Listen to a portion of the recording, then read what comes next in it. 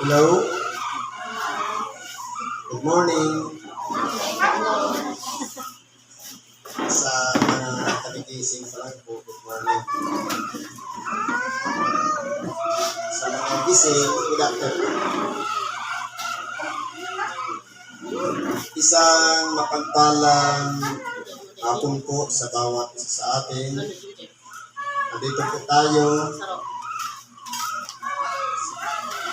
Bagamat mainit ang panahon, pero tayo ay nagsusumikap na makinig ng Ebanghelyo.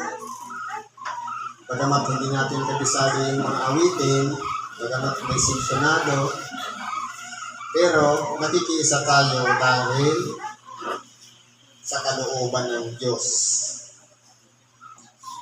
Sa mga baguhan po, siguro malalaman natin na hindi natin ginusto makarating dito. Diyos po ang may kalooban niya. Dahil kung galing tayo sa iba-ibang lugar, pinagsama-sama tayo dito sa pook na ito para pakinggan ang aral o salita ng Diyos. Ngayon po, meron tayong mga sitas. Ngayon po, nakuha natin yung pangalawang sitas. Sabi dito sa Filipos 3:12 hanggang sa 21. Yung pinto kanina, si San Pablo, ang tawag sa kanya, Saulo. Ngayon, yung binasa kanina ni Brad, humihingi siya ng kapahintulutan para yung lahat ng sumasambit sa pangalang dakilang Panginoon, sumasambit lang ng pangalang Hesus, papatayin ng walang pagsala sa pamamagitan ng pagpupukol ng bato. Ngayon, dahil mayroong karapatan si San Pablo, dahil siya'y Parisiyo, kaya ang Parisiyo sa atin, ang tawag niyang abogado.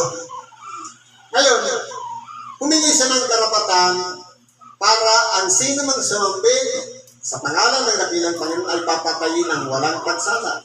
Ibig sabihin, patay talaga. Ngayon, dahil sa bagay na yun, naging biktima doon si San Esteban. Napakarami pang mga lingkod ng ating na sumusunod sa ating dakilang Panginoon. Pero po, nung si San Pablo tawagin ng Diyos, naging sisidlang hirang para sa Diyos, na ginamit ng Diyos ang mga karanasan ni Apostol Pablo, na malakas ang loob, matibay, at may paninindigan.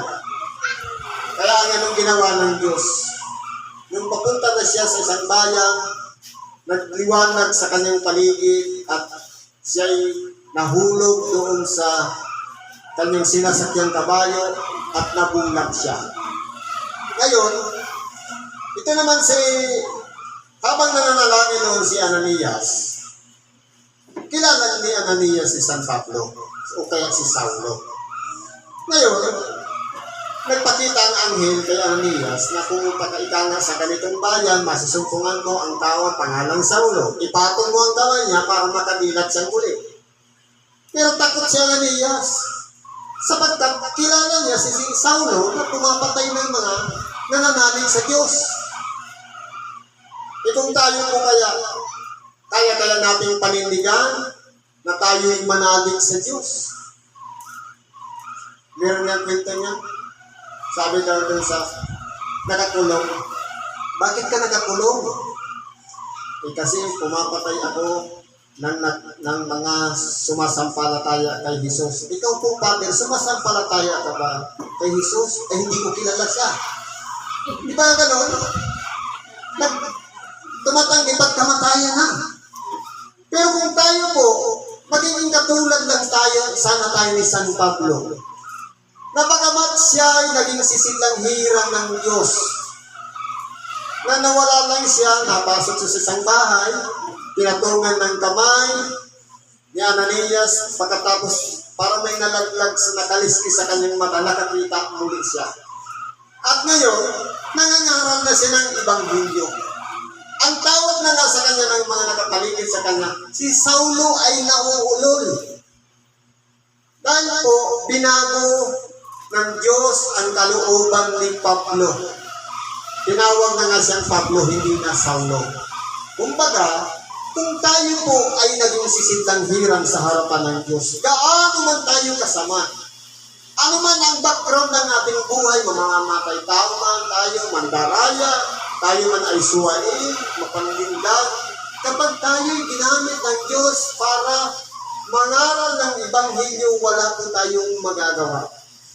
Sapagkat ang Diyos makapangyarihan po sa lahat.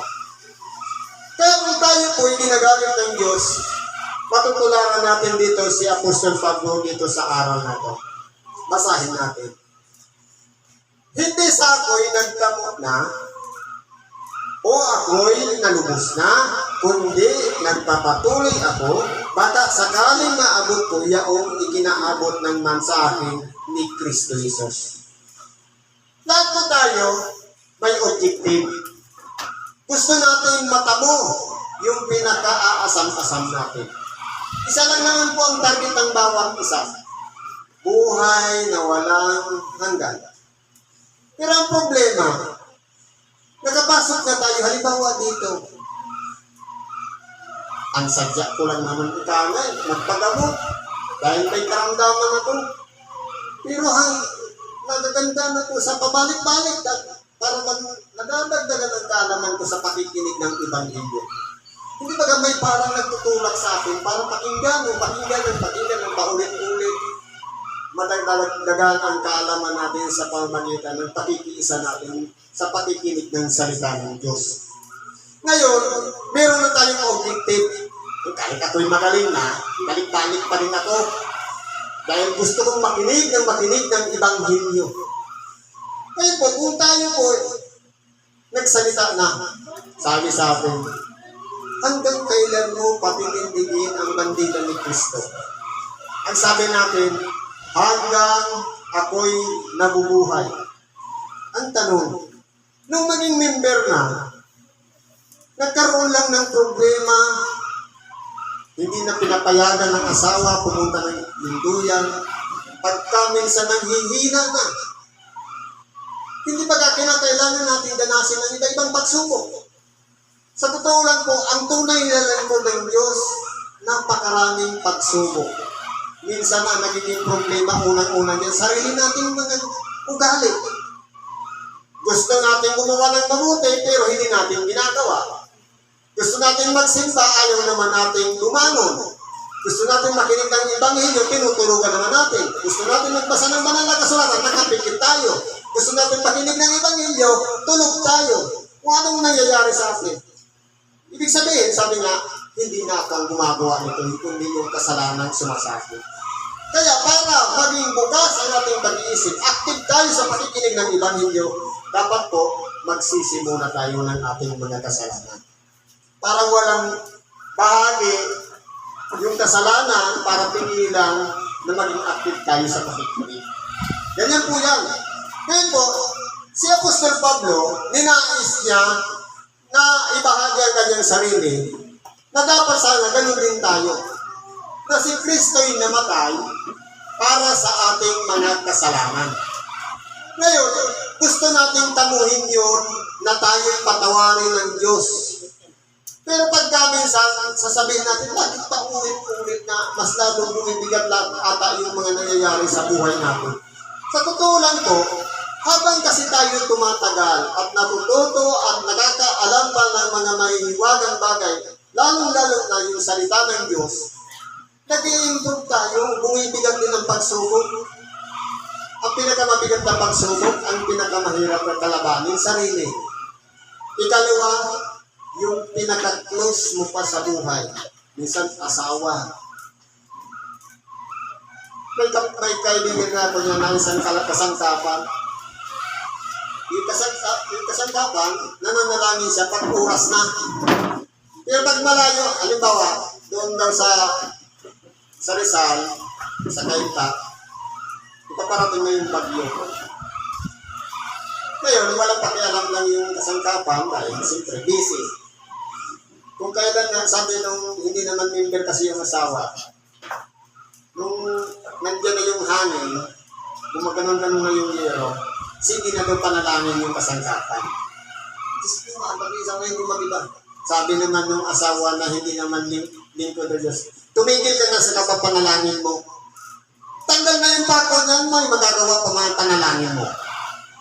Ang gawin mo na lang yan, kung lumipad yan, hayaan mo lumipad yan, bumili ka na lang ng bago. Dapat sana, noon ka pananalangin para yung bagyo umiwas na hindi na dumaan sa tapat natin.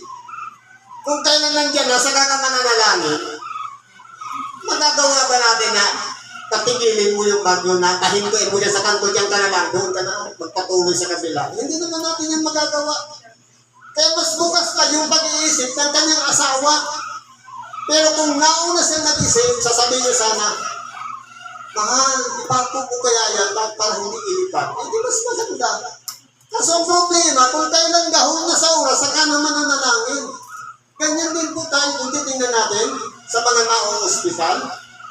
Sa totoo lang po, kapag tayo may karamdaman, isa lang ang solusyon, humingi ka ng tawad sa Diyos. Bakit yung may chapel yung mga ospital? Kung kailan naghihingalo na, saka ka papasok sa chapel, makikipag-isa ka sa Diyos. Kung maaari sana mo, paano kung sirang-sira na yung atay? Wala nang mas solusyon. Sira na yung apdo, lamang loob, kung ano pa man. Masusolusyon pa ba yan? Sabi nga, sa ibang turo, prevention is better than cure. Diba? Yung pag-iiwas, mas magaling yun kaysa paggamot. Dahil sa totoo lang, sa hospital, wala naman talagang nangyayaring panggagamot. Sino ba ang nagda-diagnose? Yung pasyente na nagkukwento ng kanyang nararamdaman o yung doktor? Ang doktor, tagapakinig lang. Kung ano yung sinabi mo, ibig sabihin ikaw yung nag-diagnose sa sarili mo. Bibigyan ka lang, ganyan kayo nung mo to, balik ka after 1 week. Ganun lang yung, yan po ang katotohanan niyan. Pero ang susi niyan, magsisi ka lang sa Diyos. Ngayon, dito, gusto natin buhay na walang hanggan.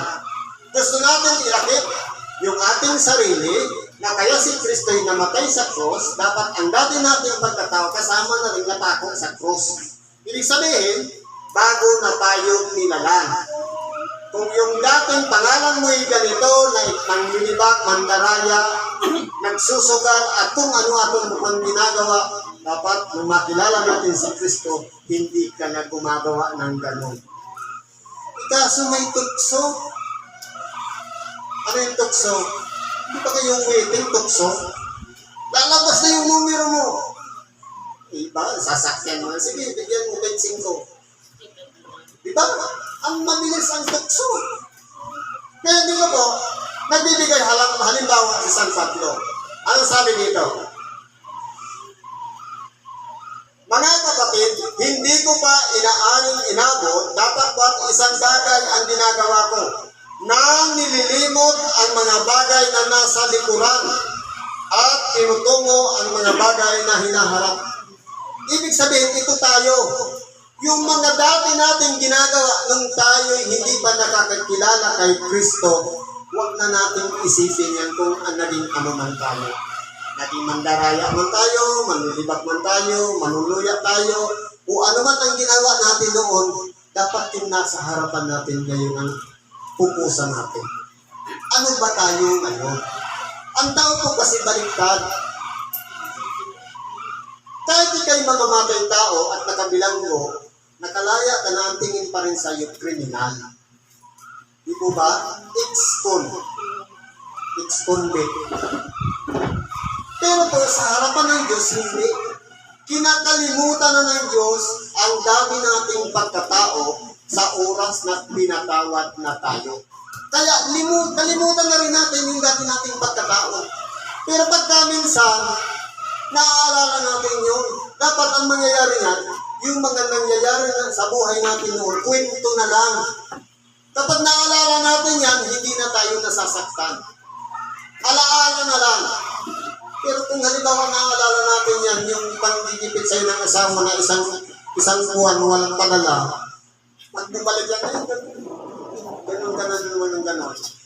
Ibig sabihin, hindi ka pa nakamove on. Kaya dapat, ito tayo ngayon, mag-move na tayo yung hinaharap ang tunguhin natin. Ano yung magagawa para hindi na natin balikan yung dati nating ginagawa. Ano ba sabi dito? Nagtutungulin ako sa hangganan sa gantimpala ng dakilang pagtawag ng Diyos na kay Kristo Jesus. Kaya kung halimbawa, sabi nga, magpursige tayo. Huwag na natin balikan yung nasa likuran. Yung mga nakaraan natin. Pero ang problema nga, paulit-ulit kasi hindi pa natatapos yung panlilibak sa akin palagi pa rin akong pinagchichismisan. Ano pakialam mo sila? Sila ang may mga problema, yung bunganga nila ayaw tumigil. Hindi ba sabi nga, ang dila ay maliit na bahagi ng katawan na pwedeng makasunog ng buhay. Katalagahan ng buhay. Ginagamit natin sa pagtuturo sa Diyos, ginagamit naman natin sa paninirang turing sa kapwa. Paano natin masasabi na iniibig natin ang Diyos na hindi natin iniibig yung kapwa? Na ang Diyos, nilikha tayo, larawan niya, wangis niya. Ang kapwa natin, nilikha ng Diyos, wangis din natin at larawan din ng Diyos. Maliban lang sana kung ang pananalig natin na yung kapwa natin, nag-evolve lang siya. Mula siguro siya sa unggoy. Pero kung tayo po, iniibig natin yung kapwa, iniibig din natin ng Diyos, ipakita natin yung pag-ibig sa Diyos sa pamamagitan ng pag-ibig natin sa ating kapwa. Mahabag tayo sa kanila. Sapagkat, meron po tayong pinaka-asam-asam na gantimpala o reward sa mga pagtitiis na ginagawa natin o mga sakripisyo na ginagawa natin. Kaya nga, kung ilan tayong mga sakdal ay mag-isip ng gayon at kung saan may magkakaiba-iba tayo ng iniisip ay ipahayag naman ito sa inyo sa Diyos. Kaya po dito, mahirap po kasi yung pagpapakasakdal. Sabi nga, ang pagpapakasakdal o kaya perfection, para ma-perfect tayo, practice. Practice makes perfect. Sabi nga, dito sa ating ulo, dalawa lang dyan. Conscious mind and subconscious. Palagi ito itong binabahagi.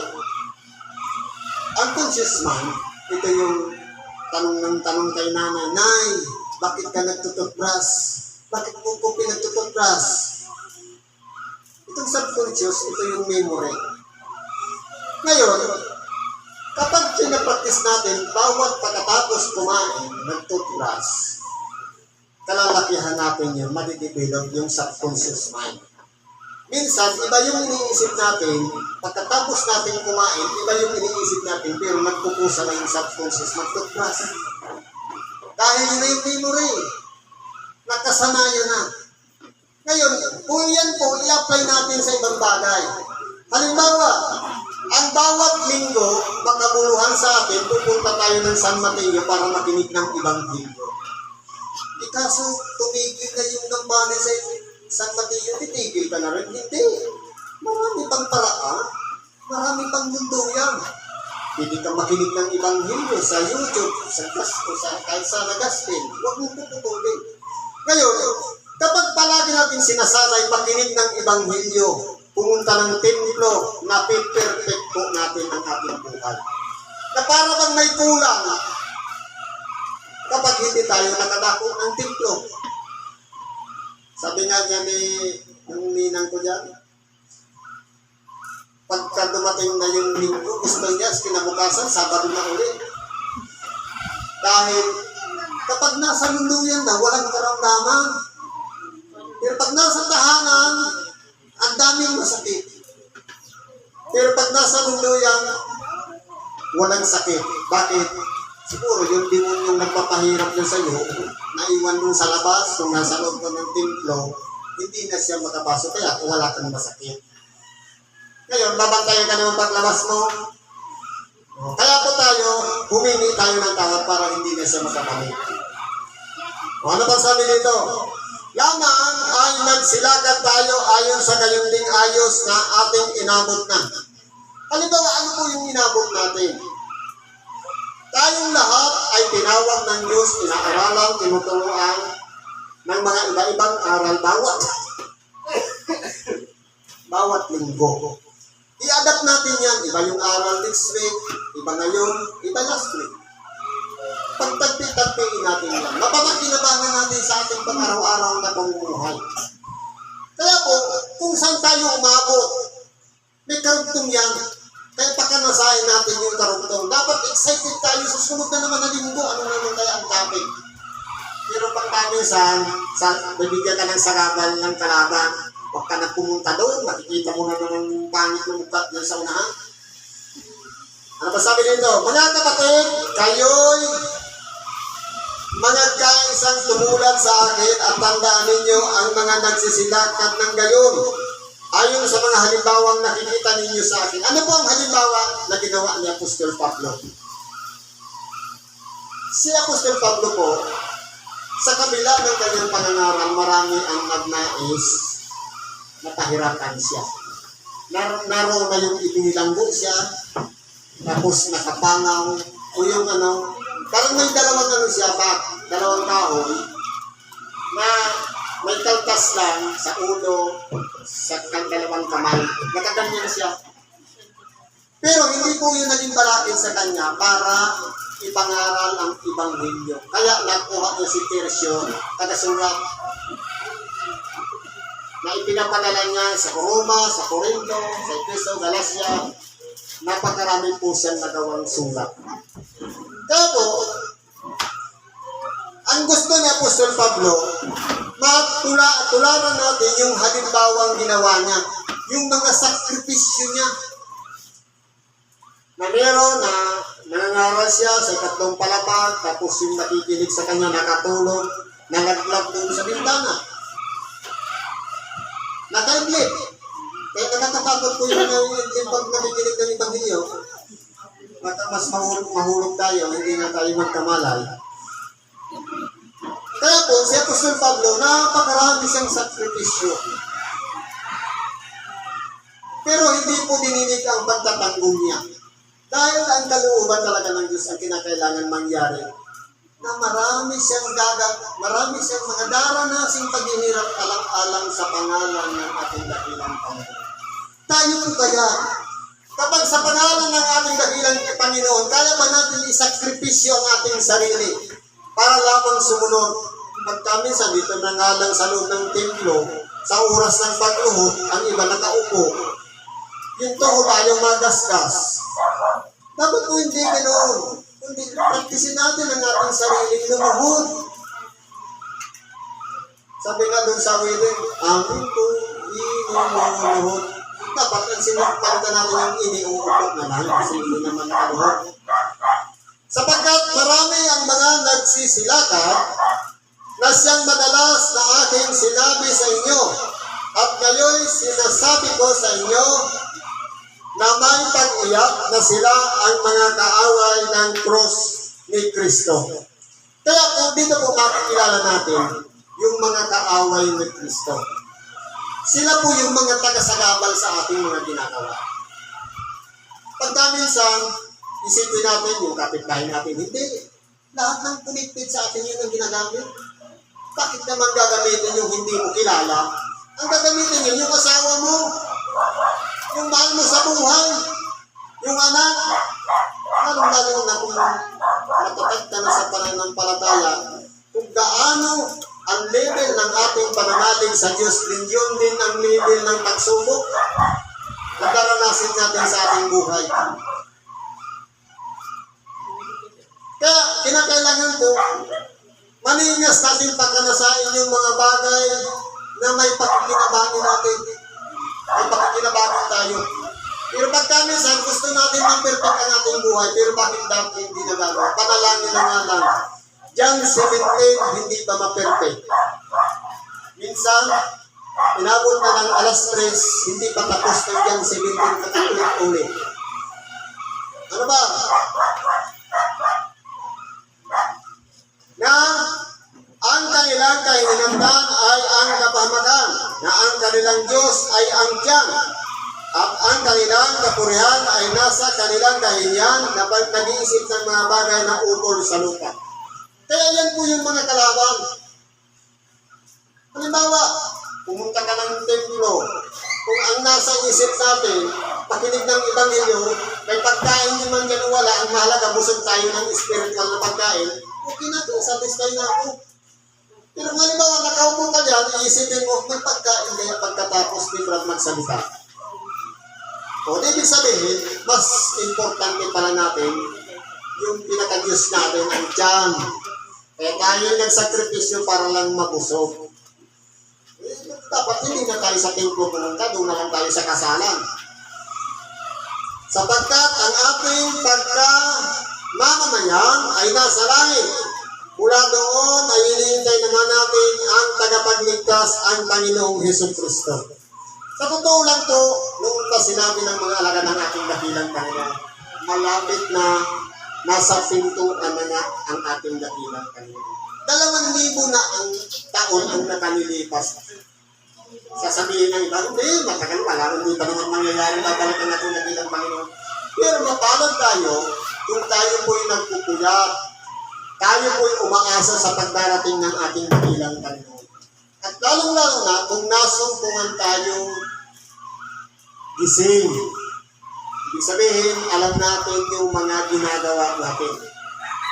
Pero kung halimbawa, tayo-sisi lang tayo ngayon, dahil hindi pa naman, dapat po baguhin na natin ang pag-iisip na yan.